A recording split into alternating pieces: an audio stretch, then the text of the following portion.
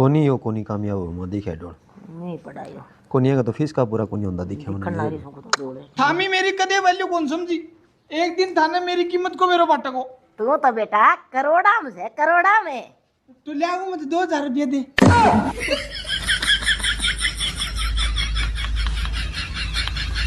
ए माँ केस है छोड़ अपना काम को में लंबी लंबी फेंकांगा आज आजा। ठीक से मेरी माँ ने दहेज में रेल मिली थी। इतनी लंबी भी कौन फेंकनी। यही गुजरात है जहां पर महात्मा गांधी ने अंग्रेजों को देश से बाहर कर दिया। और यहीं के दो गुजराती हैं जो गांधी को सत्ता से बाहर कर दिया। हमारा देश 15 अगस्त को क्यों आजाद हुआ पता आपको? एक बार क्या हुआ, एक समुद्र के किनारे चिड़िया ने अंडा दिया, समुद्र की लहर आई और चिड़िया का अंडा बहा के ले गई। तब तक वहाँ से गरुण जी गुजरे तो गरुण जी को पता लगा किसके अंडे समुद्र ने डुबाए। गरुण जी जाके अगस्त जी से मिले। अगस्त जी, आपका यज्ञ जो विध्वंस करते हैं वो राक्षस समुद्र में छिपे हैं, यदि आप समुद्र का पानी पी जाओ सोख लो तो फिर उनको मारा जाए। अगस्त जी ने समुद्र पी लिया। तब अंग्रेजों को पता लगा कि 1 अगस्त ने सागर पी लिया, अब तो 15 अगस्त है भैया, भागो भारत छोड़ के, वरना ये 15 अगस्त क्या करेंगे। इसलिए हमारा देश आजाद हुआ 15 अगस्त। लेकिन ये महिलाएं हैं, आहा, इनको जो दो डबल करके देती हैं। इन्हें मुस्कुराहट दो, ठहाका कर देती हैं। इन्हें अन्न दो, भोजन बना करके देती हैं। मकान दो, घर बना के दे देती हैं। ये महिलाओं को जो दो डबल करके देती हैं। इसका मतलब ये हुआ कि इन्हें अगर छोटी मोटी तकलीफ दो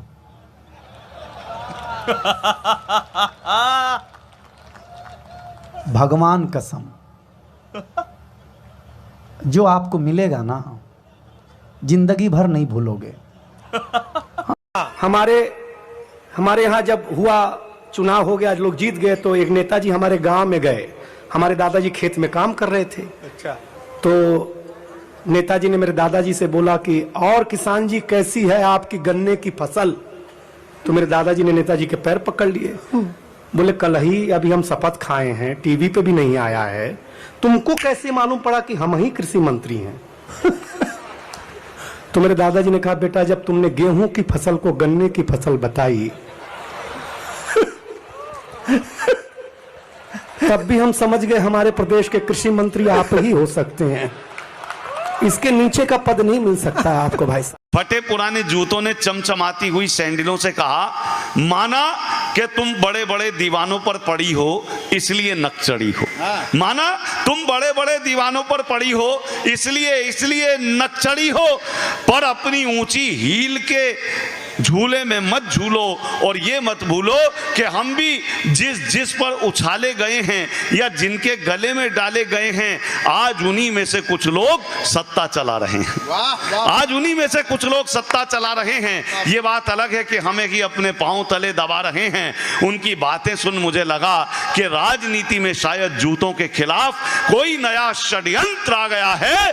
पहले लोकतंत्र में जूते चलते थे, अब जूतों में लोकतंत्र आ गया है। अब जूतों में वो राहुल गांधी मुझे मिले पिछले दिनों चुनाव के दिनों में, बोले दीपक भाई मैं आपके हरियाणा के किसानों के साथ 4 घंटे बिता कर आया। हाँ दीपक भाई मैं आपके हरियाणा के किसानों के साथ 4 घंटे रहा। मैंने कहा फिर आपने क्या सीखा? बोले ला एक बीड़ी पिला। वो एक जीप में 5-7 नेता जा रहे थे कहीं सवार होकर, किसी गांव से गुजरे तो अचानक जीप पलट गई। कुछ नेता ऑन द स्पॉट ऊपर चले गए। 1-2 जो बचे हुए थे उन्हें भी ग्रामीणों ने दफना दिया।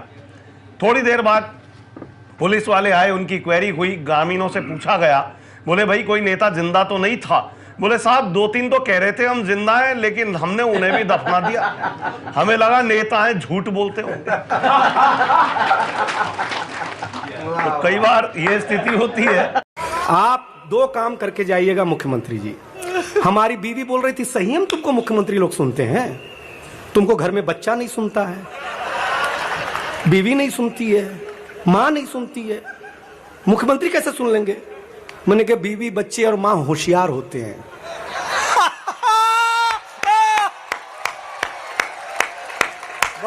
अच्छे। वाह रे दिनेश वाह। हाँ, देखिए सर, मेरा चेहरा अरविंद केजरीवाल से मिलता जुलता है, मैंने आपको बताया था।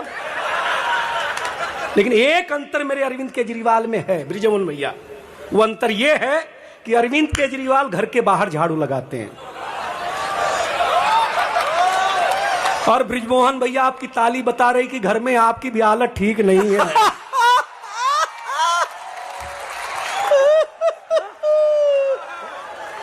मित्र, वो प्रेमी प्रेमिका दुनिया के तानों से तंग आकर एक पहाड़ी पे चढ़ गए और उन्होंने प्रण किया कि दोनों कूदेंगे सामूहिक रूप से, जीवन लीला समाप्त करेंगे। तो प्रेमिका ने प्रेमी से कहा तू पहले डेमो दे। ये आजकल का प्यार मोहब्बत है साहब। बोले तू डेमो दे। अच्छा, वो बेचारा इश्क में अंधा था, इश्क में अंधा था, उसने कुछ सोचा नहीं समझा नहीं, सीधा नीचे कूद गया। प्रेमिका ने नीचे झांक के देखा, उसकी लाश तक नहीं दिखाई दी। उसको लगा खाई बहुत गहरी है, जल्दबाजी में गलत डिसीजन ले रही थी, उसने अपना इरादा कैंसिल किया। बोले ये पार्टी नहीं दूसरी। अब वो अपना मन बदलकर वापस आने लगी घर की ओर, लेकिन थोड़ा बहुत उसके साथ रही थी तो हल्का सा भाव था उसके प्रति, मन ही मन बड़बड़ाती रही, love is blind, love is blind, love is blind, love is blind. देखती क्या ऊपर से पैराशूट से प्रेमी उतर रहा है, love never dies, love never dies.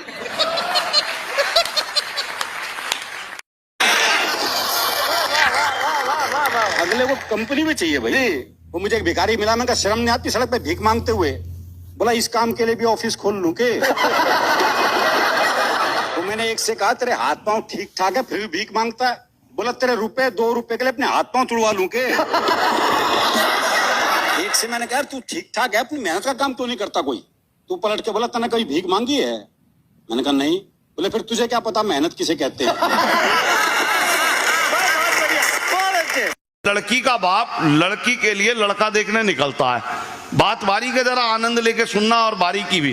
वो लड़की का बाप लड़का देखने निकलता है लड़की के लिए, और दिमाग में ये धारणा बना के निकलता है कि लड़का खाते पीते घर का हो, यानी कि संभ्रांत परिवार का हो, बड़ा थोड़ा बहुत वैसे वैसे वाला हो।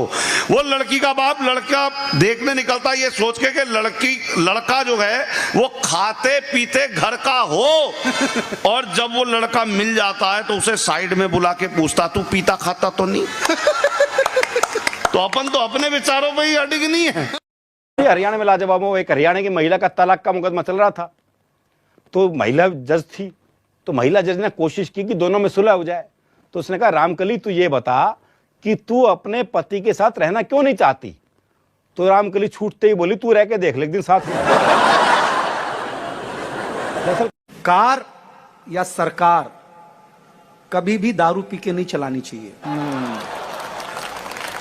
चालान कट सकता है, और इस टिप्पणी का दिल्ली सरकार से कोई लेना देना नहीं है। एक मोहल्ले में एक बहन जी रहती थी, चाची थोड़ी मोटी ताजी होंगी, तो लड़का भी स्पष्टवादी वो उधर से निकली तो उनको देख के बोला बुआ आप एकदम सूप नखा जैसी लगती हो। बुआ ने कहा लड़का है छोड़ो, निकल गई। अगले दिन फिर निकली तो इनका लड़का फिर गली में खड़े होकर चिल्लाया बुआ। तो बुआ ने मुड़ के देखा, बोले आप बिल्कुल सूप नखा जैसी लगती हो। बुआ को गुस्सा आया, घूमती हुई आई, अजीत के दरवाजे पर खड़े होकर चिल्लाया, बोले बाहर निकल, अरे तू हास्य कवि है, तेरा लड़का तो तुझसे भी ज्यादा गया गुजरा है, वो मुझसे क्या क्या कहता है। तो अजीत भाई ने लड़के को कोने में ले जाके कूट दिया। टेंशन खत्म। अगले दिन बुआ फिर निकली तो इनका लड़का ऐसे सर झुका के बैठा। बुआ निकली, लड़का बोला बुआ। बुआ ने मुड़ के देखा, हाँ क्या है? बोला कुछ नहीं, वही वाली बात है। सबसे बात करने का तरीका अलग अलग होता है। ईश्वर से बात करिए तो नजर झुका करके बात करिए, माँ से बात करिए तो प्यार से बात करिए, पिता से बात करिए तो आदर से बात करिए, बच्चों से बात करिए तो लाड दुलार से बात करिए। लेकिन पत्नी से बात करने की तरीके की खोज अभी भी चल रही है। जब तक पूरा रिसर्च नहीं हो जाता तब तक हाँ में हाँ और ना में ना मिलाते रहें। आदमी थोड़ी सी मेहनत कर दे तो वो नेता बन सकता है, नेता लाख कोशिश कर ले। क्या बात है, वाह वाह वाह वाह। लड़की का बाप लड़की के लिए लड़का देखने निकलता है। बात बारी के जरा आनंद लेके सुनना और बारीकी भी। वो लड़की का बाप लड़का देखने निकलता है लड़की के लिए, और दिमाग में ये धारणा बना के निकलता है कि लड़का खाते पीते घर का हो, यानी कि संभ्रांत परिवार का हो, बड़ा थोड़ा बहुत वैसे वैसे वाला हो। वो लड़की का बाप लड़का देखने निकलता है ये सोच के कि लड़का जो है वो खाते पीते घर का हो। और जब वो लड़का मिल जाता है तो उसे साइड में बुला के पूछता, तू पीता खाता तो नहीं? तो अपन तो अपने विचारों पे ही अडिग नहीं है।